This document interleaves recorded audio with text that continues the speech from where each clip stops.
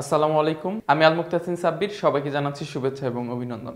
আমরা কিন্তু constant pressure এই প্রসেসটি কমপ্লিট করেছি। জেনারেল কিছু ফর্মুলা দেখিয়েছিলাম এবং কনস্ট্যান্ট প্রেসার প্রসেস নিয়ে আলোচনা করেছিলাম। এখন একটি নতুন প্রসেস নিয়ে আমি আলোচনা করব, সেটি হচ্ছে কনস্ট্যান্ট ভলিউম। এখন ভলিউম কনস্ট্যান্ট অর্থাৎ কি? ভলিউম হচ্ছে আমাদের আয়তন, তার মানে আয়তনকে আমরা স্থির রেখে ম্যাথগুলো করব। দেখো, এটাকে বাংলায় আমরা স্থির আয়তন প্রক্রিয়াও বলে থাকি। তো এই স্থির আয়তন প্রক্রিয়ায় ম্যাথগুলো আমরা সলভ করার জন্য যে ফর্মুলাগুলো আমাদের লাগবে সেগুলো আমি আলোচনা করব। সো দেখো, যখন আমরা ম্যাথ করব অনেক সময় কিন্তু স্থির আয়তন এই কথাটি থাকবে, অনেক সময় থাকবে না। অনেক সময় বুঝে নিতে হবে যে আমি কোন প্রসেসে ম্যাথগুলো করছি। দেখো, কনস্ট্যান্ট প্রেসার প্রসেস বা স্থির চাপ প্রক্রিয়া, তখন কিন্তু প্রত্যেকটি ম্যাথে ইন্ডিকেট করে কিন্তু বলেই দিয়েছিল যে কনস্ট্যান্ট প্রেসার অথবা স্থির চাপ প্রক্রিয়া, এরকম কিছু কথা ছিল।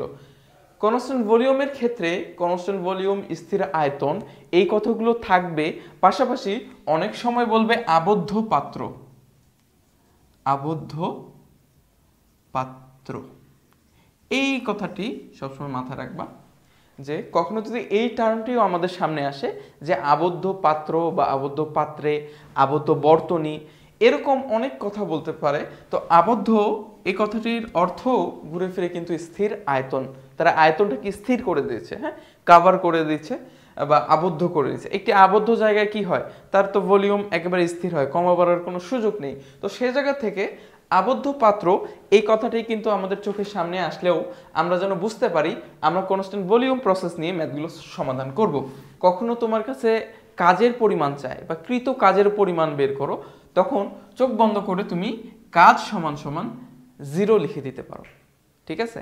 কনস্ট্যান্ট ভলিউম প্রসেসের ক্ষেত্রে কাজ সব সময় অলওয়েজ ইজ ইকুয়ালস টু 0। এখন কেন 0 বা শূন্য কেন, কাজের পরিমাণ কেনই থাকে না, এটা যদি আমরা লক্ষ্য করি, ফিজিক্সের ভাষায় আমরা কাজ সমান সমান জানি এটি এফ এস, তাই না? বল ইনটু সরণ, যেটা আমরা বলি। তার মানে কোথাও যদি আমরা ফোর্স প্রয়োগ করি, তার সরণ ঘটলে কিন্তু কাজ হয়। যেটা আমরা কিন্তু দেখেছিলাম আমাদের এই থার্মোডাইনামিক্সের ক্ষেত্রে, আমরা করব কি, পি এবং ডেল ভি, তাই তো? তার মানে আমরা যতটুকু চাপ দিব এবং আয়তনের যদি পরিবর্তন ঘটে তাহলে কিন্তু কাজ হয়। এখন লক্ষ্য করো, এইটা যদি একটি সিলিন্ডার হয়, হ্যাঁ, একটি সিলিন্ডার এবং এটি তার পিস্টন, ধরো এটি তার পিস্টন, তো এটি কি করে, অনবরত ওপরে ওঠানামা করে, তাই তো? বিডিসি এবং টিডিসিতে ওঠানামা করে। তার মানে এখানকার যে এই ভেতরের আয়তন কখনো এখানে থাকে V1-এ, এবং পিস্টন যদি উপরে উঠে যায় তখন কিন্তু আয়তন এতটুকু হয় V2। তার মানে আয়তনের একটি পরিবর্তন ঘটে, তাই তো? তখনই কিন্তু এই আয়তনের পরিবর্তন ঘটে দেখেই কিন্তু আমরা কাজ পাই। এখন আমাদের এই আয়তনটি যদি স্থির হয়ে যায়, কনস্ট্যান্ট, তার মানে এর ভ্যালু একটা এক্সাক্ট যে মান থাকবে, তার থেকে কমবেও না বাড়বেও না। অর্থাৎ কি, যদি ভলিউম এতটুকু থাকে তার মানে এতটুকুই ভলিউম থাকবে, তার মানে একটি ভি, এই আয়তনের কোনো পরিবর্তন নেই, তার মানে কোনো সরণও ঘটবে না। পিস্টন যদি হয় তার কোনো সরণ ঘটবে না, তার মানে এই ভলিউম কনস্ট্যান্ট। সরণ যদি না থাকে কোনো কিছুর সাথে, ধরো ফোর্স 5 নিউটন, সরণ ঘটেছে 0, তাই 0 এর সাথে আমরা যাই মাল্টিপল করি না কেন, সেটি কিন্তু আমাদের 0 রেজাল্টই দেয়। তার মানে আমি বোঝাতে চাচ্ছি, যখন আয়তন আমাদের স্থির হয়ে যাবে তখন কিন্তু আলটিমেটলি আমরা কোনো কাজই পাবো না। এই জন্য সহজ হিসাব, যখন আমরা কনস্ট্যান্ট ভলিউমের ম্যাথগুলো করব, সেখানে যদি কৃত কাজের পরিমাণ চায় বা কতটুকু কাজ আসলো, আমরা কিন্তু সেটি খুব সহজেই বলতে পারি যে কাজের পরিমাণ 0। এমন ম্যাথও আসবে, হ্যাঁ, কনস্ট্যান্ট ভলিউমের ম্যাথ আসবে এবং প্রথম প্রশ্নই করবে যে কাজের পরিমাণ কত। তো তুমি কাজ W = 0 লিখে দিতে পারো, ঠিক আছে, কোনো সমস্যা নেই। এখন কথা হলো, আমরা এই সমীকরণ জানি না, H = del E plus W, জানি তো যে কোনো সিস্টেমে যখন আমরা তাপ দেই তখন সেটি ইন্টারনাল এনার্জির পরিবর্তন ঘটায় এবং কিছু কাজ দেয় আমাদেরকে। এখন কথা হলো, যখন আমরা কনস্ট্যান্ট ভলিউম নিয়ে কাজ করছি তখন কিন্তু কাজের পরিমাণ তো 0।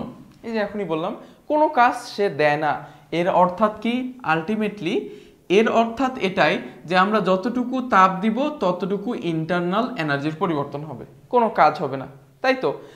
আমরা লিখতে পারবো H is equals to del E, এটাও একটা আমাদের ফর্মুলা। আবার আমরা এই সূত্র অ্যাপ্লাই করব, কারণ আমরা জেনারেল ফর্মুলা জানি ইন্টারনাল এনার্জির পরিবর্তন কি, এমসিভি T2 - T1, এটা ইন্টারনাল এনার্জির পরিবর্তন, এটি আসলে আবার তাপের পরিমাণ। যদি বলে সর্বোচ্চ তাপ বের করো, এই ফর্মুলাই আমরা অ্যাপ্লাই করব। তার মানে এই একটা ফর্মুলা দিয়ে আমরা দুটো জিনিস বের করব। এই ক্ষেত্রে আমরা আদর্শ গ্যাসের সমীকরণ জানি যে PV is equals two MRT, এটা জানি। তো কনস্ট্যান্ট ভলিউম প্রসেসেও এটা আসতে পারে, এটা আমরা অ্যাপ্লাই করব। আরও একটা বিষয়, সেটি হচ্ছে এনট্রপি বের করা। এনট্রপি আমরা কিভাবে বের করব? এনট্রপি বের করার জন্য আমরা ইউজ করব এমসিভি লন T2 divided by T1। Constant pressure প্রসেসে আমরা কিন্তু লক্ষ্য করেছিলাম এখানে কিন্তু সিপি ছিল। কেন? কারণ আমরা কনস্ট্যান্ট প্রেসার নিয়ে কাজ করছি, তখন আমরা সিপি ইউজ করেছি। এখন কনস্ট্যান্ট ভলিউম নিয়ে কাজ করছি, তাই কনস্ট্যান্ট ভলিউমে যে আপেক্ষিক তাপ সেই ভ্যালুটা আমরা এখানে বসাবো। এতটুকু আমরা মনে রাখতেই পারি যে যখন আমরা কনস্ট্যান্ট ভলিউম নিয়ে কাজ করব, এনট্রপি বের করার সময় এমসিভি লন T2 ডিভাইডেড বাই T1। অনেক সময় তোমার তাপমাত্রার মান নাই, ধরো তাপমাত্রার ভ্যালু তোমার কাছে নাই, তোমার কাছে প্রেসারের ভ্যালু আছে, কতটুকু চাপ আছে, চাপের পরিবর্তন আছে, তখন তুমি এই ফর্মুলাও ইউজ করতে পারো এনট্রপি বের করার জন্যই। সেটি হচ্ছে MCV loan P2 divided by P1। এই ছিল মোটামুটি আমাদের ফর্মুলা। আর জেনারেল ফর্মুলাগুলো তো আমরা জানি, এর ব্যতিরেকেও যদি আমাদের কিছু লাগে আমরা সেগুলো সলভ করব। এর মধ্যে দেখো তো এই রিলেশনটা P1 V1 divided by T1 is equals to P2 V2 divided by T2। এখন কথা হচ্ছে এখানে ভলিউম যদি কনস্ট্যান্ট হয়, স্থির হয়, উভয় দিকে গুণ আকারে ভলিউম আছে, দুটার ভ্যালু যদি সমান হয় কনস্ট্যান্ট, তার মানে এগুলো আমরা বাদ দিয়ে দিতে পারি। তখন ফর্মুলাটা আমাদেরকে যদি একটু সিম্পলিফাই করতে বলি, তাহলে P1 divided by T1 P2 divided by T2। এই হলো তাপমাত্রা এবং চাপের মধ্যে রিলেশন কনস্ট্যান্ট ভলিউমের জন্য। এই মোটামুটি আমাদের ফর্মুলা। এখন চলো আমরা ম্যাথগুলো সমাধান করি এবং এগুলো অ্যাপ্লাই করি।